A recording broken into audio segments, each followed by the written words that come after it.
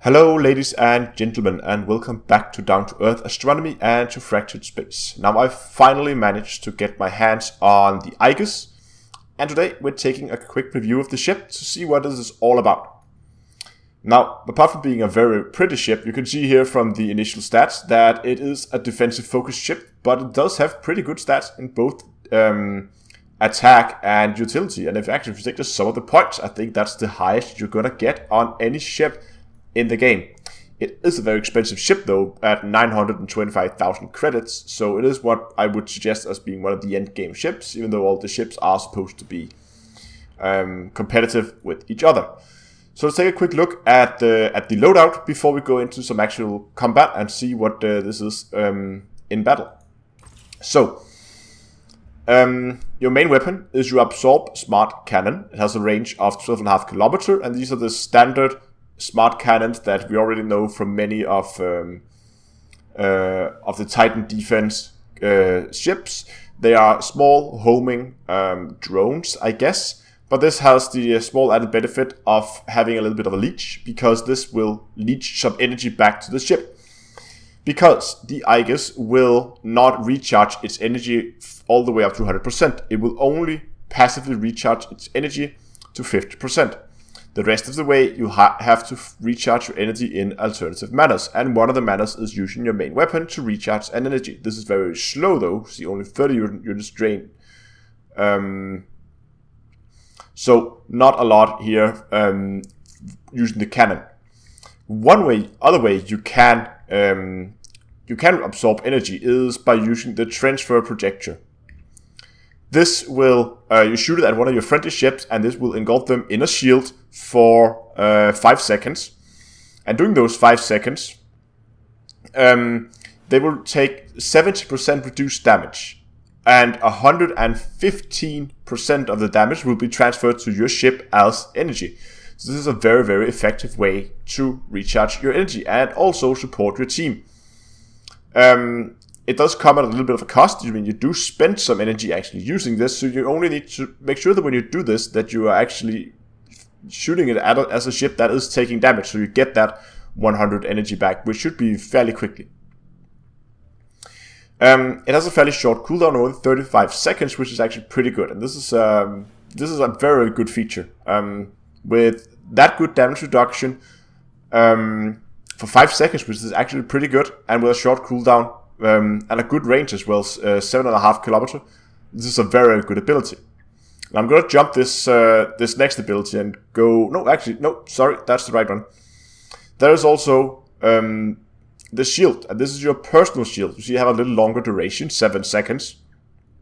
The damage reduction is lower, only 30%, and the transfer rate is also lower, only 85%. Same energy cost and slightly longer cooldown. So this allows you to shield yourself, but as you can see, your projected version of it that shield others are way better. So it's very important that you use this, because these two are going to be your main source of energy by letting other people shoot at you when you want to recharge your energy above those 50%. And the reason why you want to recharge your weapon above 50% is because you have this particle accelerator. And the particle accelerator is an absolutely amazing weapon, and it does a shit ton of damage, to be honest. So it has a good range, and it travels for 28 seconds. So it's an aim and fire weapon. So you aim it, and your ship will orientate its hull towards the direction that you're aiming, and fire the main weapon here, the particle accelerator. And what it does is it fires a small sphere of, well, particles, I guess. In that direction, and that sphere will increase in size as it travels. And any enemy ships, that's important, any enemy ships caught inside the bubble will take damage the longer they stay inside the bubble. Of course, the bubble moves. That means if you shoot this at a target very, very close, the bubble will not be very large, and they will spend a short amount of time inside the bubble, even if they're stationary. And you will also have to aim it very carefully, because, of course, the bubble is very small. But if you aim it at people further away, not only do you have the opportunity to hit more targets, because this thing goes through everything. It goes through solid objects, other ships. You can't hide from this. It will just go straight through anything. And firing this through the Gamma's base, as it unlocks with all the enemy ships in there, you can do a lot of damage. And as you fire at ships further away, the bubble will have become larger, meaning that it takes longer for it to pass over the enemy ship, and they will therefore stay for longer inside the bubble. And of course, if it's larger, it's also going to be more difficult. And it does a good amount of damage. If you hit them at medium to long range, you can easily do up and around 5,000 to 6,000 damage to an enemy ship. And remember, these damages are applied to everybody that you hit. So having this unlocked as you jump into Gamma is a very, very good tactic. The final ability is a blink ability, and you fires again. You aim and fire a buoy. It has a 5-second charge time, so keep that in mind. And the buoy will travel for 2 seconds to a range of 12 kilometers, and then you will charge up and then jump to the buoy. A 12 kilometer blink, even though it is a little slow, and is very good. And the good thing about this version of the blink is that you can blink to anything. You don't have to have a target like you do with other blinks in it, where you have to blink to a target. And you can really use this. I often use this to try and get out of trouble, but of course you can also use it to quickly get into trouble if you see a friendly ship that's taking a lot of damage, and you want to go in and try and take some of the damage from him and tank a little bit. So that's a quick overview of the ship. There are no upgrades, as you can see, so you're stuck with this loadout, regardless if whether you like it or not. But let's go ahead and have a quick look at some gameplay, and you can make up your mind whether you like this ship or not. And the battle is off. So right here, off the bat, we're gonna jump into the beta sector. And we're going to begin to move forward. Now again, trying to showcase the good defense of the ship, you can actually move forward and be a little bit of aggressive, because you have the opportunity to use your blink to get out of trouble, as we talked about in the hangar. But you can also use it again to get into trouble. So we spot our first ship here, that's the enemy destroyer. I don't want to engage this guy on long range. My weapons cannot reach him just yet. I want him to commit. I want him to come closer to me, and this is not just a tactic for this ship. This is a general tactic that I try to pull people away from their jump-in point, which makes it more difficult for people to come in and support him. Because if we're fighting right on their spawn point, they could just jump in with new ships. So I'm trying to make him commit. I see that one of our friendly ship here is beginning to take some damage. He's becoming the focus of the destroyer, so I put up the shield on him. So we begin to recharge our energy. You can see it slowly going up. Here comes the second ship. This was what I was afraid of. Luckily we get the destroyer down so quickly that it doesn't matter. It's the Colossus that just jumped in, and he is diving for cover behind the shield. Again, I don't want to overcommit. I don't want to be too caught out on my own. So still using the shield to slowly progress. See if there comes any more ships in. Doesn't look like it. Moving to the far end, because there we already have 2 ships over there. Again, one of our friendly ships are taking some damage. We are just putting up the shield so we can gain that extra energy. And we're slowly beginning to get up to a point where we can actually launch a particle accelerator. The Colossus uses his speed boost to get out of there. He clearly realizes he's taking too much damage, but the destroyer is back. And he opens up on us, so we immediately open up our shields to get that extra energy. And you can see here we are now at a level where we can actually use the particle accelerator. I begin to charge the particle accelerator now. If you use it at close range, it's not as effective because it's a sphere that will expand. Meaning, if you shoot it from a long range, it will also be deeper, and they will therefore stay in the sphere for longer. So firing at a close range is often not the best idea. You should try to fire this at medium to long range. So I'm trying to get away from him here. I'm considering blinking out at this point. And I realized that I'm taking too much damage. You see there I fire the blink. I'm getting caught on the rocks here, which is a really bad position, taking a lot of damage, low health. But there we go. The blink comes through with 1,000 hit points left. And now that we have a good distance, we can in safety just jump back to the home base. You can see there on my armor indicators that my armor at almost all sides of the ships are completely stripped. I have almost no armor left. So we'll take us a defensive upgrade here, because again, this is a defensive ship, and I'm gonna normally when I play it, I haven't played it that much, but when I play it, I try to play this as the main tank. I try to go in early for Gamma to take that that initial hit, and you actually want people to hit you, because that's how you recharge your shield. And you are one of the most defensive ships. That's probably one of the most defensive ships on your team. So, 20 seconds until Gamma unlocks, and here we have the destroyer again. We open up on him, and we can see the super lifter has launched his drones towards us, and we're waiting for him to choose his target. He's opening up. I was waiting for his missiles, but there they are. So I make sure that my shield is ready, and look at all the nice energy that he's feeding us. And now that we're beginning to get our team members in, he is caught on the wrong side of the sector, so he's gonna go down very quickly. We still haven't taken any damage thanks to the super lifter healing us. Here comes the protector, clearly trying to get in and help the destroyer, but that was too little, too late. I'm trying to figure out if anybody is taking a significant amount of damage, so I can put up my shield. That's when I spot the super lifter. There he is. But it looks like he managed to get into safety, so I hold back on the shield. Try to get a few shots in on the Colossus, but it looks like he managed to jump out. So again, because we jumped in early, we managed to keep the upper hand at the Gamma and actually finally capturing it. We've already got a pretty good lead on our team here, approaching level 5 already. Almost 1.5 levels ahead of the enemy team. That's pretty good.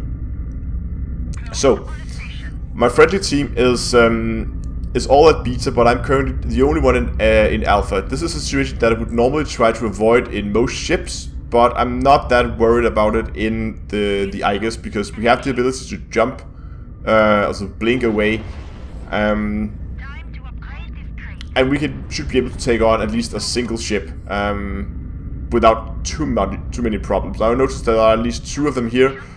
So I decided to jump back because I do not want to risk fighting 2-1-1. We can see the other one we saw from the enemy, or the fire coming in there, that it must have been the protector. And a protector, and I think it was the destroyer again. That's a good combination and something that I cannot handle on my own. But just because I'm jumping out doesn't mean you have to abandon a sector. So waiting for my jump drive to reactivate, and then we jump back into the sector, hoping that I can use the shield of the station to isolate, hopefully, the protector, because if I can get that guy down, I might have a fighting chance, or at least if I get another team member in, we might have a good fighting chance. So I have my weapons recharged from all the damage I took at Gamma, and I fired the particle accelerator here. I'm mainly firing it towards the protector. And I think I do manage to get, I do get a few hits in on the destroyer. Sorry, I thought it was the Colossus. So he's opening up on us, and we're beginning to take some damage. So we open up our shields, begin to recharge that capacitor again.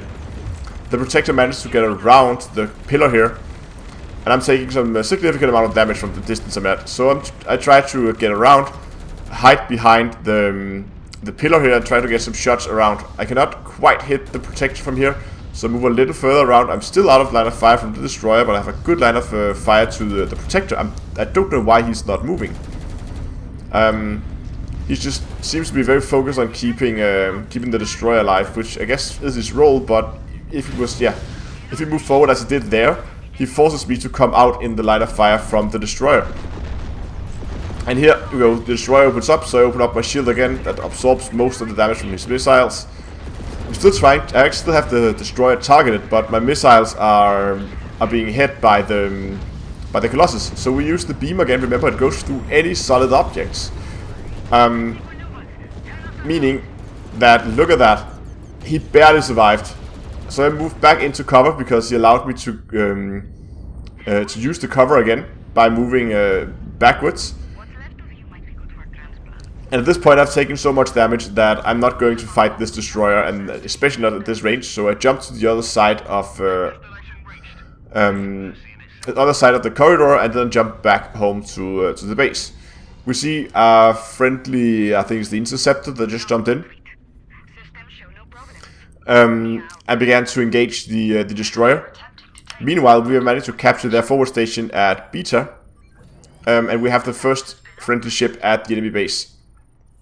I'm gonna stay here on defense, trying to prevent the destroyer from getting access to our base, while we hopefully still have people flooding into their base. There we go, second ship into the enemy base. I knew that this guy has been fighting him for quite some time, so I was expecting him to be taking quite a bit of damage. That's why I put the shield up on him. Even though I didn't first realize afterwards that the destroyer was actually already dead at that point. So now we get to enjoy the new Conquest Mode 2.0, where even though there are no enemies in the sector, we can still do some good for our team. We can cap the mining stations, and we can most importantly kill all these mining ships. And you can see with a single volley you can actually kill one of these mining ships, and with the fast reload that means you're actually very, very effective at killing these mining ships.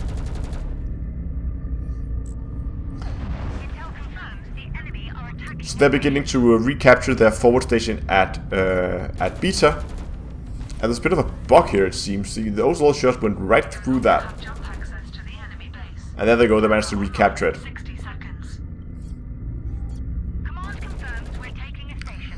But it looks like we had a few ships that made a sneaky attack on the enemy base and actually managed to jump in just as the jump axis was closing and jumping in behind their backs, which was pretty good, because we're already at 31-32% still going up, and this forces the enemy team to go back. Now, in a minute here, I'm gonna make a decision whether I should go for the forward station with 20 seconds left to Gamma, or I should go for the Gamma sector. Me being the most defensive ship, again, I decide to go for Gamma because I think my team is going to need me there to to take the brunt of the damage and to protect them. If I've been in a fast mobile ship or in almost any other ship, I might actually have gone for the forward station there. Whether this was the right decision, I'm not really sure. But I think it's important for you that you try to keep the Aegis in a position where you are taking as much of the damage from the enemy team as possible while still being able to protect them. So here we see the Black Widow comes up, I switch to him and I try to put a shield up on the Pioneer to protect him. And we keep the fire up on the Black Widow. We want to take this guy out because he can do a shit ton of damage if he is allowed to just roam free and decloak. Now he begins to focus on me, so I open up my shield. A clever play by him. He only fired 2 shots, forcing me to open my shield, and then switch target as soon as he saw me open my shield, because he didn't want to feed me that energy. I do have my particle accelerator ready, and we see enemy ship trying to jump out with a sliver of health, and he actually makes it. Oh my god, that was a bit lucky.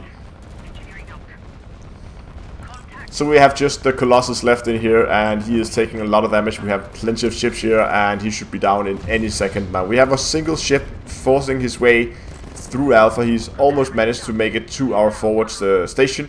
So we're jumping in there and beginning to try and take some of the initial aggro from him. There we have the destroyer again. Let's open up on him. I'm at very, very close range, and I begin to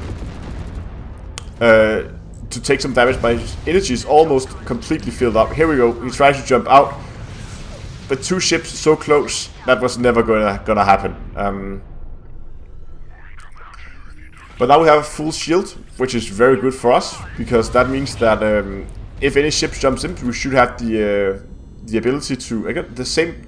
That one there seems to be bugged. See, all my shots going right through. So I think that's bugged. But anyway, we of course got Gamma 2, and we're now moving forward again. First enemy ship spotted here after the Gamma sector at the Beta, moving forward towards the forward station. We're 2 ships here, and we're making actually 4 ships here. We have the full team here, so at the moment we're just pressing forward. We really want to get into the base. We do have the advantage in both points and cap rate already. Here we go. The what's the name? Pioneer begins to take some damage. Open up a shield on him, but again, we are almost at full energy. So it's not that needed at the moment. We focus again on the protector. We need to get this guy down so he cannot repair the destroyer. No, that's not the destroyer. That's the Colossus. Sorry, they two look very similar. We do have jump access right now, but jumping out right now would instantly pull the aggro from that guy. So we need to get this guy down. What I'm trying to do here is to get around the shield to get out of his line of fire, but I realize that there are 2 more ships around the corner here. Now 3 of them. As I said, this is a good position to fire your weapons. I aim right between them, open up on them, medium range. The Black Widow managed to escape, but look at the amount of damage the destroyer is taking. I don't think we managed to get it, but I think he took over 5,000 damage. I'm beginning to take a little bit of damage, open up the shield, begin to recharge that energy again. And it is really a lot of energy management. You really need to manage your energy carefully in this ship. Now we almost cleared this sector without losing any ships, which is tremendous. Our logistics ship here has done a tremendous job. A bit of a fail there. I don't know why that shield didn't hit. But there we go. We almost killed the last one. There's the protector. He is jumping back outside of my range. Oh, they managed to get him down, so he didn't get the jump back to the base to help defend it, which is very good for us. That means that we can now go uncontested into the enemy base. And there goes the first ship arriving. But we are already, what, 3 people in here. I think we have a 4th person incoming. And they still have people on cooldown trying to respawn. Again, he keeps focusing on me, and now he actually changed his target after he saw me open my shield. But at this point, we are capping so fast that it doesn't really matter. I open up a shield on the Interceptor just to protect him and to get that little extra energy just in case something goes sour. But we're capping very fast. We just passed 95%, and there we go. Fight's over. So again, this was the Aegis. I think you really need to play this as a frontline ship, where you really need to always think of where are the majority of the enemy forces going to be, and you need to position you in such a way that you can take the damage to recharge your shield and to prevent your friendly team from taking any of the damage. Anyway, I hope you enjoyed this video. If you did, give it a like down below and consider subscribing to the channel for more Fractured Space videos in the future. And until next time, I will see you guys in space.